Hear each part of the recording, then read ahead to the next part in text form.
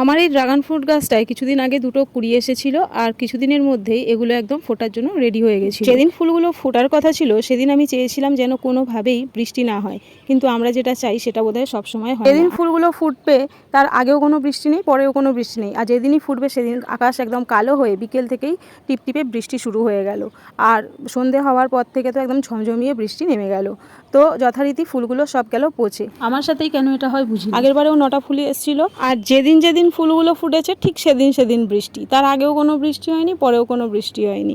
আমি প্লাস্টিক দিয়ে বেঁধেও অনেক চেষ্টা করে গাছের ফুলগুলো সব পচে গেছিলো, তো এবারেও সেম হলো। তো এই ডালটায় এবারে দেখছি 3টে ফুল এসছে, হয়তো ডালটা নতুন ছিল আর ডালটা কেটে দিয়েছিলাম বলেই হয়তো 3টে কুড়ি একসাথে এসছে, আর এই ডালটাও কেটে দিয়েছি, এটা নতুন ডাল, তবে ডালটা একটু বার্ন হয়ে গেছে, হয়তো গরমের জন্য একটু জ্বলে গেছে।